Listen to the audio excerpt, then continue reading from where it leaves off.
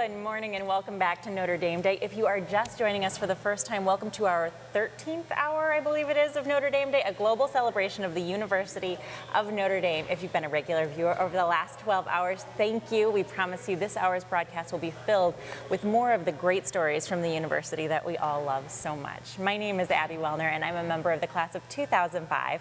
For the next 3 hours, I will be your co-host for this exciting broadcast. And joining me for this hour is my co-host, Megan Bastido from Fighting Irish Digital Media. Good morning, Megan. Good morning, Abby. It's great to be back. This is actually my second Notre Dame Day. Last year was great. Just in case you're curious, we're broadcasting from the second floor of LaFortune Student Center on the campus of Notre Dame, just a few yards away from the world-famous Golden Dome. This will be our broadcast headquarters for the next 17 hours, if I'm doing the math correctly, as we celebrate all things Notre Dame with students, parents, friends, and fans from around the world. And alumni like my brother, my sister-in-law, my dad, Dr. David Wellner. I gave him a shout out last night. Chances are he was asleep by then. He might be up right now, so good morning, Dad. This year we have something special going on. You, our viewers, will have a say in who gets an additional $1 million. Let me say that again. You, our viewing audience, have total control today over where $1 million will be distributed at Notre Dame. That's right. The total votes cast during our Notre Dame Day broadcast for student clubs, residence halls, the academy, and other campus groups will determine what percentage of that $1 million they'll get. So the more votes you cast for your favorite academic unit, club, hall, team, and so on, during Notre Dame Day, the higher the percentage of the $1 million that group will receive.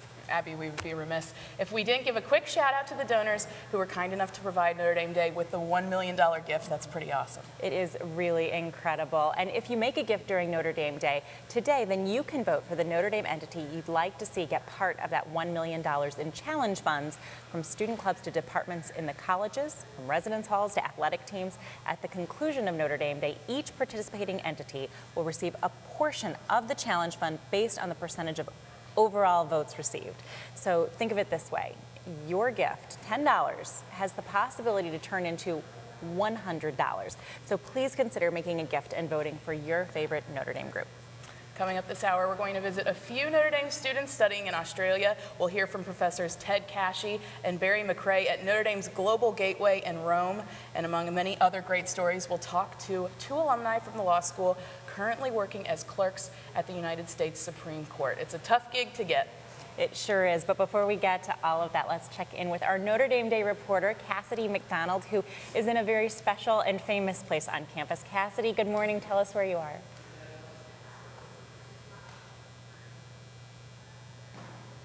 Good morning. Thanks, Abby. My name's Cassidy, and I'm here at the Grotto with Pat McCausland, the superintendent of Notre Dame Landscape Services.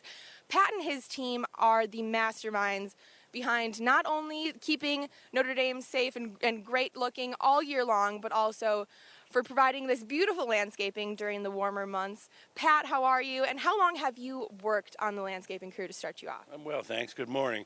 I've been with Landscape Services 31 years now. Great. And what's your favorite part of the springtime landscaping? Do you have a favorite spot on campus? I think the favorite part of springtime is just coming through the winter finally. Tulips are starting to come up, daffodils are blooming. My favorite spot, I think, over the years has always been right around the Basilica Sorin Hall with the sun coming up in the early morning. It's nice and quiet. That's just always been a favorite spot of mine. Sounds beautiful, yeah. And how many tulip bulbs do you plant across campus? I'm going to bet it's a lot. We plant 35,000 each year. Wow, yes, it is. And how many people are on your crew, and how do you divvy up those jobs? We have 33 full-time.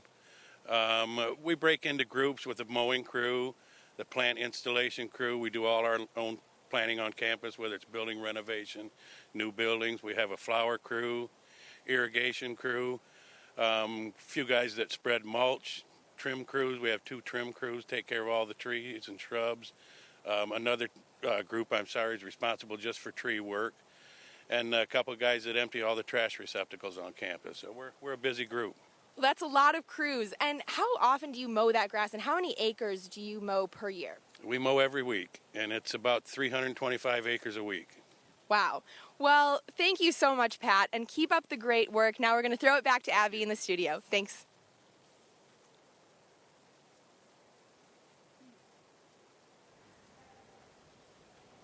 Thanks so much, Cassidy. I'm joined here in the studio by Professor Ed McGinn from the College of Engineering. Dr. McGinn is the Derini Family Professor of Energy Studies and Department Chair of the Chemical and Biomolecular Engineering Department. Dr. McGinn, welcome to Notre Dame Day. Thanks so much for being here. Oh, it's a pleasure to be here this morning. And I'm so pleased with myself that I can pronounce all of the words involved with your title. So tell us a little bit about the very complicated work that you do. Well, in chemical engineering, we work on kind of molecular scale phenomenon that try to bring together some of the aspects of biology and chemistry and physics and combine that with engineering principles to design new devices, processes, materials in a whole wide array of different fields and different industries. So clearly very important work. Where are you from originally? So I'm originally from Des Moines, Iowa. I went to Dowling Catholic High School. So of course I knew all about Notre Dame, but I didn't go to Notre Dame as an undergraduate. I went to Iowa State, worked for Procter & Gamble for a while, and went out to UC Berkeley, did my PhD, and found out that there was a job opening on the faculty at Notre Dame. Was fortunate enough to get the position, and I've been here for 20 years now. So you've gotten over the California dreaming at least, and now you're grounded back in the Midwest. I'm fully used to the snow and lake effect snow. Lake effect snow, the words I never wanted to hear again after I graduated. No, I bet, yeah. Well, tell us a little bit about what biomolecular engineering is, what you do. So if you think about all the kind of aspects of society that deal with energy, with the environment, with healthcare, pharmaceuticals, all of those really involve kind of molecular scale phenomena that we understand and try to study as chemical engineers, and then we try to develop solutions to some of the pressing problems in those areas. So for example, in the area of energy, we've all heard about the fact that we have a lot of problems with fossil fuels, global warming. How do we more efficiently use those energy resources? And then how do we develop new technologies that can get us beyond sort of our traditional fossil fuel energy base into renewables? So for example, we have people in the department working on developing new photovoltaic materials so we can do solar energy. We have people working on more energy efficient processes. All these things we're kind of bringing to bear to try to solve some of these pressing problems in energy. We also work in the areas of healthcare, trying to develop medical diagnostic devices that can treat human disease, detect disease before, say, cancer becomes a problem. In the environment, if you think about LA, 30 years ago, the smog that was in LA, now the development of catalytic converters, which was really developed by chemical engineers. Some of my colleagues, Bill Schneider, for example, was involved in developing new catalysts that can clean up the exhaust of cars. Now we have clean skies over LA as a result of what chemical engineers do. That must be incredibly rewarding to know that the work you're doing can contribute to the future in the way that it does. It is, and it's really, I think, what's motivated the fact that we have so many undergraduates now in our program. Chemical engineering is one of the largest majors on campus now. We have almost 100 graduates each year in our program. And it's really exciting for me to work with the young people. The Notre Dame students are so impassioned about wanting to help the environment, to really make a difference in people's lives. And I think that they see that through a chemical engineering degree, they really can do that. It certainly opens a lot of doors and offers a great deal of opportunity. You mentioned solar energy. Is there any one project in particular that you're really excited about right now? Yeah, Professor Prashant Kamat, who works on a material called a perovskite type material. These are very simple materials that have been known for a long time. And what his lab has been able to show is that you can get incredibly high efficiency. So converting solar energy into electricity, the conventional technologies, that's not very efficient. And Professor Kamat's lab has been able to demonstrate really high efficiencies in these perovskite type materials. They're cheap, earth-abundant materials. And I think it's really could be a game changer in making solar energy a real viable commercial reality. That is very exciting. It'll be great to see what happens next. Dr. McGinn, thank you so much for joining us early this morning. We appreciate your time. It's my pleasure. Thank you for having me. Thanks. And we're going to toss it over to Megan. She's at the anchor desk. And I understand, Megan, you've got a Skype interview lined up. That's right. Thanks, Abby. Now it's time to go to Notre Dame's Global Gateway in Rome, Italy, where I understand. You're good at this. Oh, thanks. Dr. Ted Cashy, director of the Rome Global Gateway, and with him is Dr. Barry McCrae, professor of English. Ted, Barry, welcome to Notre Dame Day.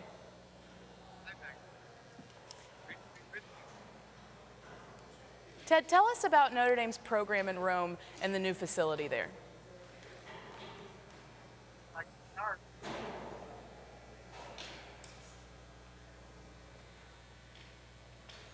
So is that the Rome thing happening? Yeah.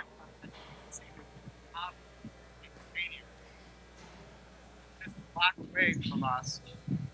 In fact, the facility is located in one of the most important neighborhoods for the early history of Christian Rome.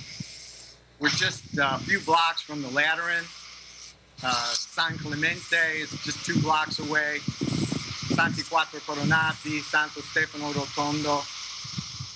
It's just a marvelous location for the university to be in Rome. And we've actually prepared a volume of Roman walks to introduce the Notre Dame community to our neighborhood. And your listeners, or your viewers rather, can access.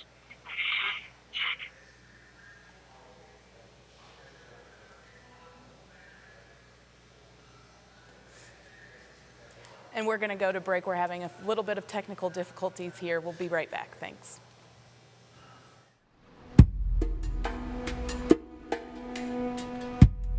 My ancestors were brought here as slaves, and I grew up under apartheid, where the color of one's skin still determined the value of one's life. I spoke out against it and was thrown in jail.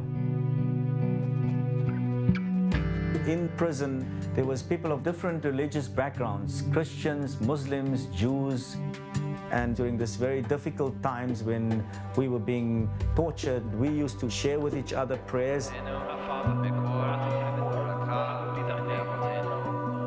For me, that was a sign that God's Spirit dwells in all of us. And it made me believe that one of the ways of fighting apartheid was not merely to cross cultural divides, but also religious divides. After his release from prison in 1976, Rashid Omar became an interfaith leader in the nonviolent struggle against apartheid. Our country nearly did go up in flames. And it is due to people like Rashid that we pulled back from the edge of the precipice. Today, Rashid Omar continues his work as an interreligious peace builder, both as a Muslim imam in his native South Africa and as a peace studies scholar at the University of Notre Dame's Kroc Institute. What I try to impart to my students is that there's no way that a peace builder can go out into the world without understanding how religion contributes towards conflict and violence. And more importantly, how religion also can be a resource for building peace. The University of Notre Dame asks, what would you fight for? Fighting for peace among religions. We are the Fighting Irish.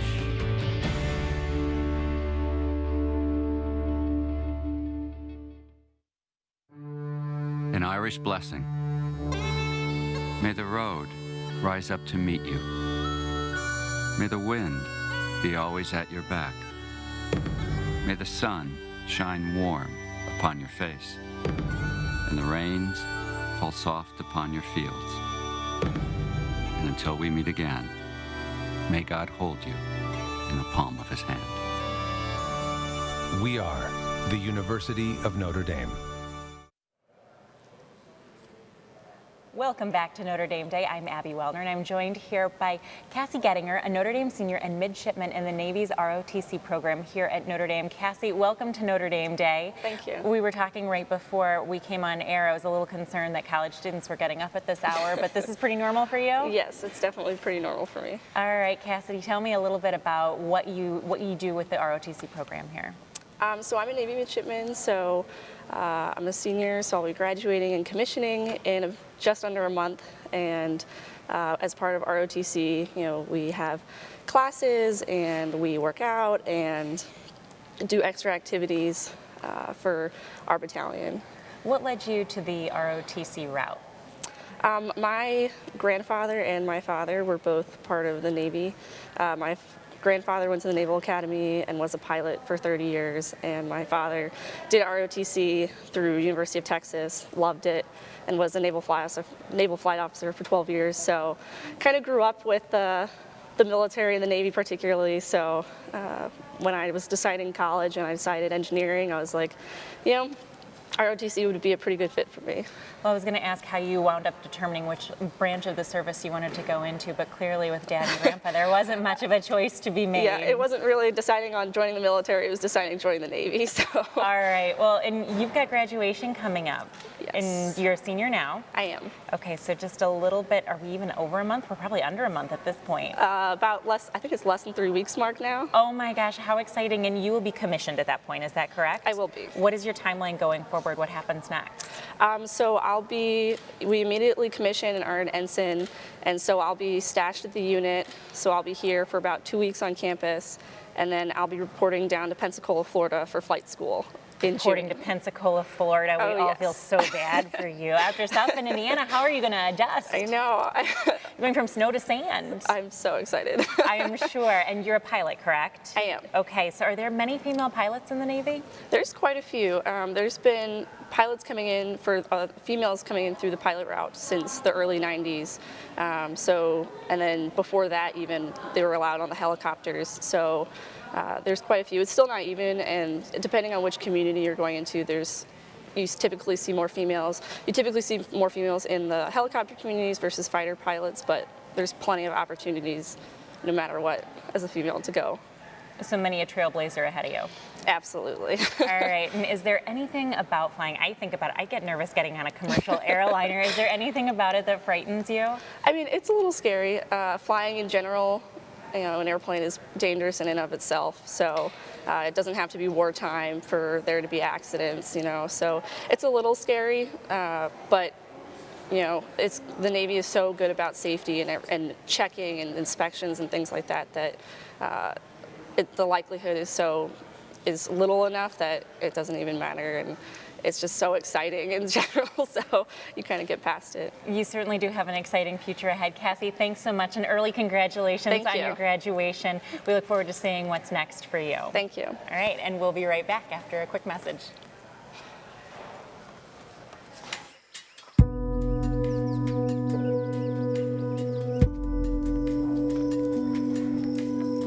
In Nepal, millions of girls live in extreme poverty, deprived of their most basic human rights. They never get a chance to go to school or even learn how to read and write. Many are abandoned, abused, or forced into child labor. When I heard about these conditions, I knew I had to do more than just hope for a better life for these girls. I had to help them achieve it. Notre Dame soccer player Lindsey Brown and her national champion teammates were able to sponsor the education of several girls at the Coppola Valley School through a series of campus fundraisers. Determined to make an even bigger impact, Lindsey traveled to Nepal over the summer to volunteer as a teacher and to start the school's girls' soccer team. Roast open! It's been amazing to see the girls out there on the soccer field for the first time in their lives, just bursting with confidence.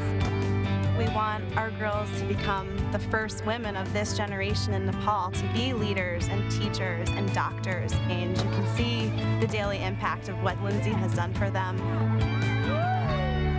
We are incredibly proud of the work that Lindsey and the other members of our national championship women's soccer team have done in Nepal. It really speaks to the mission of the university and reflects our belief in the power of athletics to educate, to inspire, and to build community, and Lindsey's done all of that. Helping others is really at the heart of the Notre Dame experience. That's why I love going to a school where I can play such a high level of soccer, pursue my academics, and be encouraged to make a difference in someone else's life. The University of Notre Dame asks, what would you fight for? Fighting, on and off the field. We are the Fighting Irons! 2 or 3. Good morning and welcome back to Notre Dame Day. I think we're in hour number 13 now. I'm going to have to double check that to be sure. I'm Abby Wellner, class of 05, and I'm joined by Mike Costin. Mike and I were just chatting before we came on the air. I said, my gosh, your name sounds so familiar. And you have been the final say-so in t-shirts and everything Notre Dame logoed for several years, and you were here when I was an undergrad. I knew you looked familiar, and it turns out you were one of my customers. That's right, I sure was. Tell us a little bit about what you do.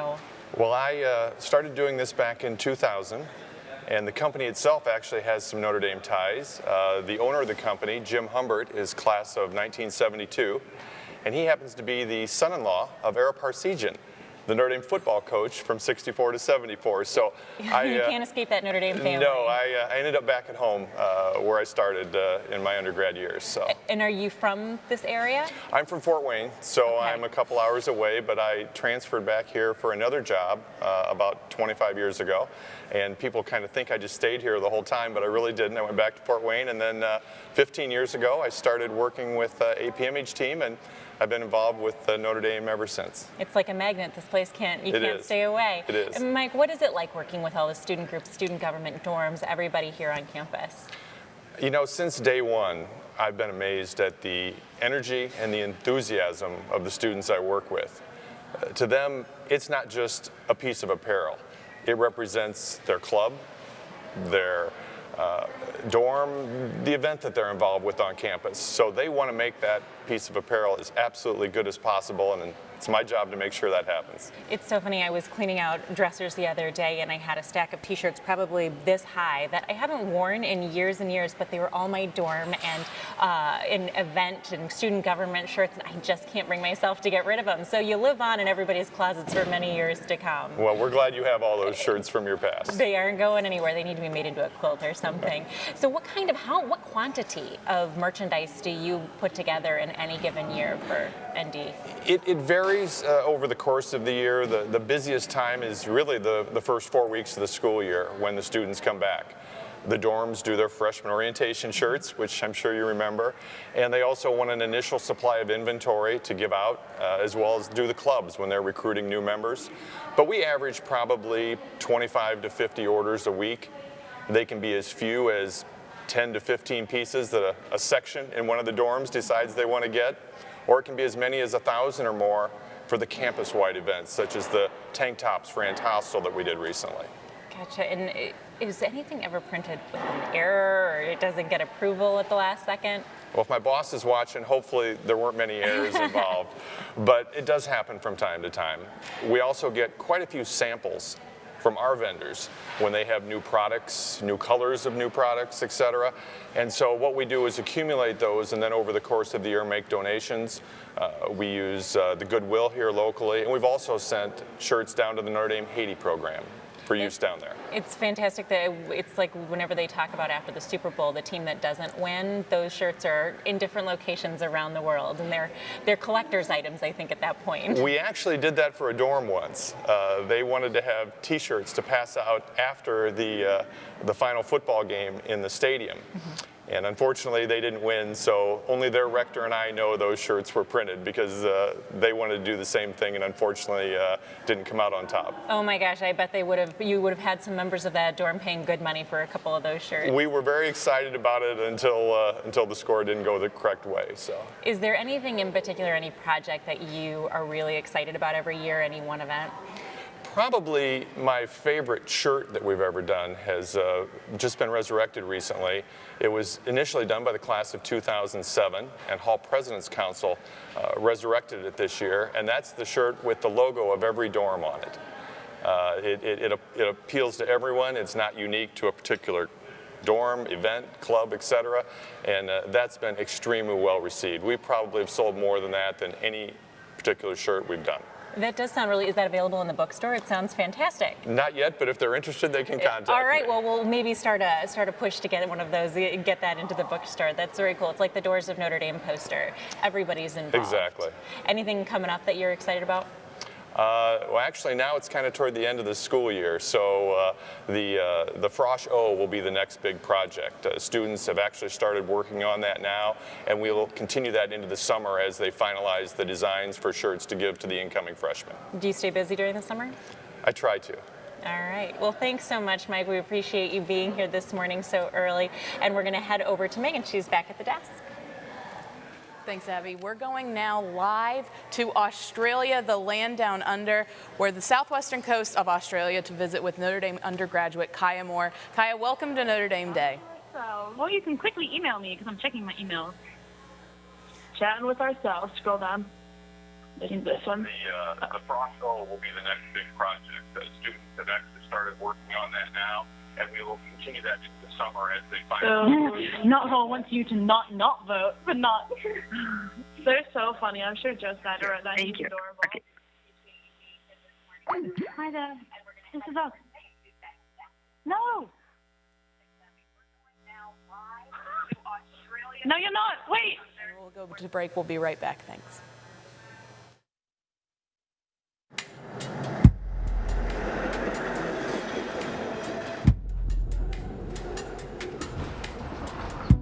My son Marlon is 5 years old. He didn't have to live through Hurricane Katrina. He didn't have to see his entire city flooded. He didn't have to leave his home and wonder if he'd ever return. He didn't have to watch bodies floating and wondering if there were people we knew. He didn't have to experience what I did. And my hope is that he never will. Through the development of advanced storm surge modeling, Notre Dame professor Johannes Westerink is helping guide the Army Corps of Engineers in the reconstruction of the New Orleans hurricane protection system. Storm surge is the rising water that's driven in by hurricanes, winds, and waves. During Hurricane Katrina, an unprecedented level of storm surge developed, and it simply overwhelmed the levees. At Notre Dame, we're able to pinpoint exactly what went wrong during Katrina, and also what can go wrong during hundreds of future storms. Utilizing the results from Dr. Westerink's lab, the Corps of Engineers has redesigned the levee and gate closure systems that protect Greater New Orleans. Dr. Westerink has been a vital source to rebuilding of New Orleans, not only for the short term, but the long term. His contributions have been absolutely astounding.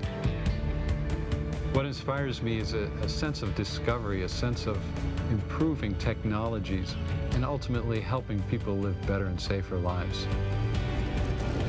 The University of Notre Dame asks, what would you fight for? Fighting to protect my city. We are the Fighting Irish.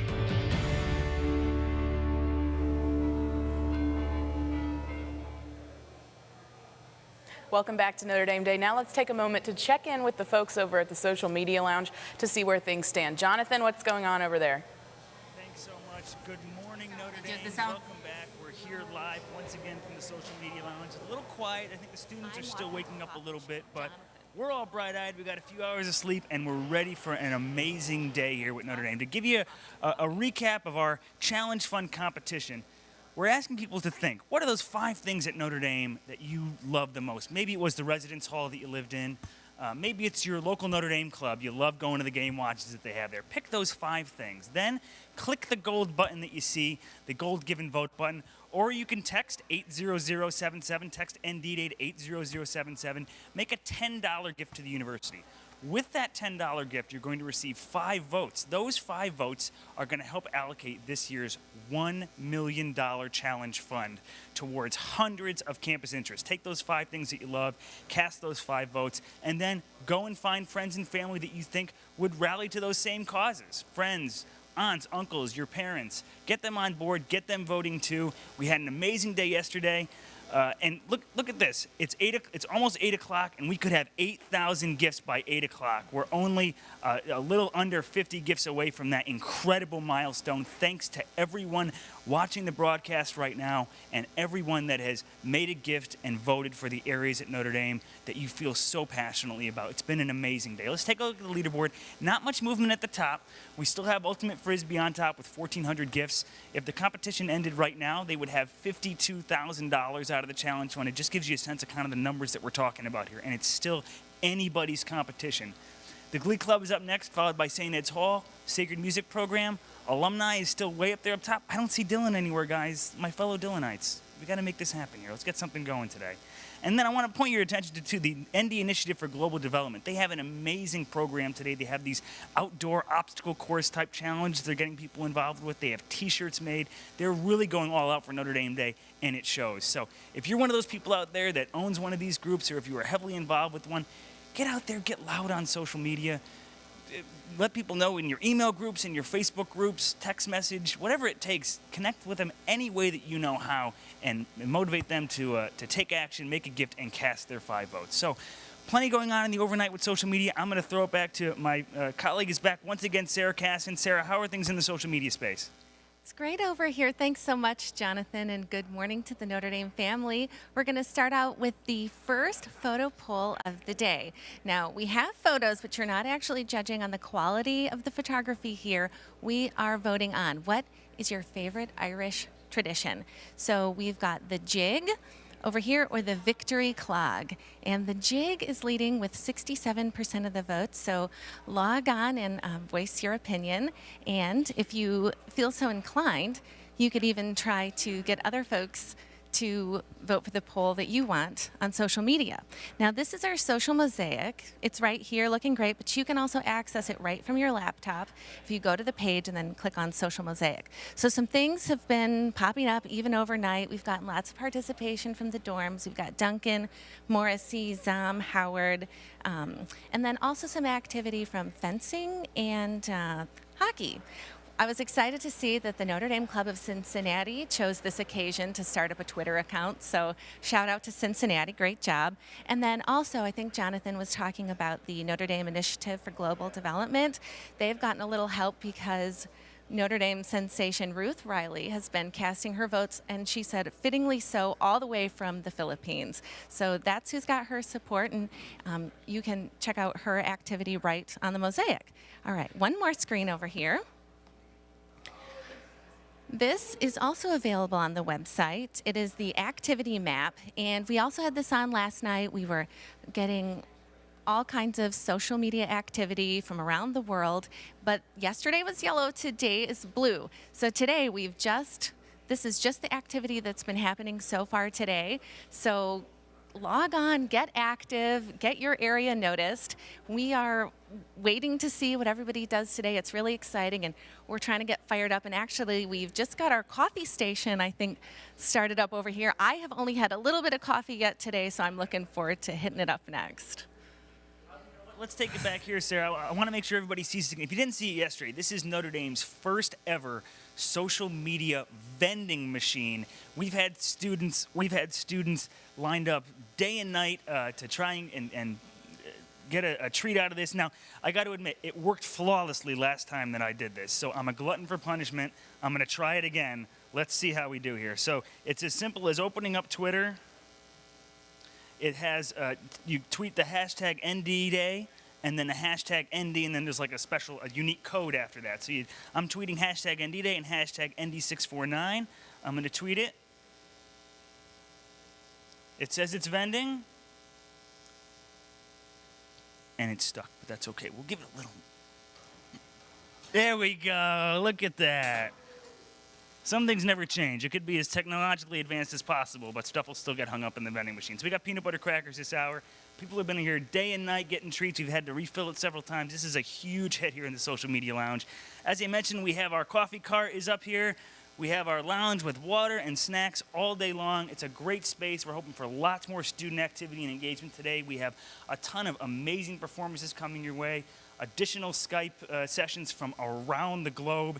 It's going to be an amazing day. We've already, as I mentioned, 8,000 gifts just in day one, and the overnight alone is just staggering. So from everyone here on Notre Dame Day team, everyone here on campus, please know how much you're making a difference today. And how special of a day it's been already, and it's going to be a truly historic event by the time we get to 11:59 this evening. So please stay tuned with us all day. Click that give and vote button. Email your friends and family, tell them to get involved as well. And let's throw things back to Megan upstairs. Megan? Thanks, Jonathan. We're going to go live now to the Russian Federation for a visit with Asha Kashliko, a 2001 graduate of the Kroc Institute for International Peace Studies here at Notre Dame. Asha, good morning from the United States. Good morning there. It's really early there, so it's already afternoon in Moscow. That's right. So what prompted you to pursue a degree in peace studies here at the Kroc Institute at Notre Dame? Well, I learned about Notre Dame when I was yet doing my bachelor degree in international relations, and my professor in Tomsk State University, she's Kroc Institute alumni. So I learned. Actually, I've been enchanted by Notre Dame and by Kroc Institute program long before I arrived to Notre Dame. Very good. So tell us a little bit about what you do. Well, my specialization is international humanitarian law or law of armed conflict, and I work for the International Committee of the Red Cross.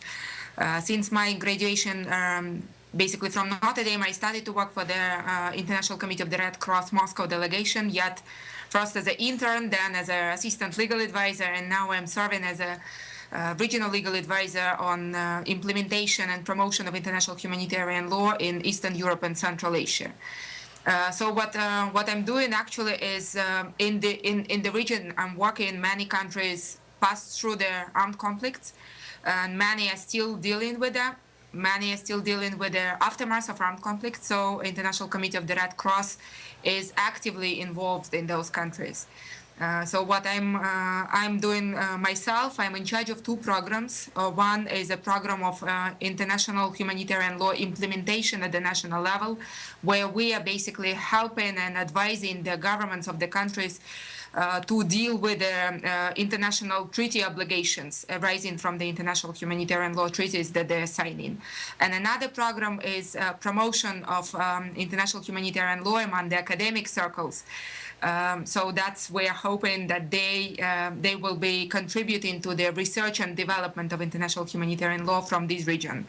And also for 3 years of my kind of break-in from the International Committee of the Red Cross, I also worked as a legal director of the Human Rights Litigation Organization in Russia, Russian Justice Initiative.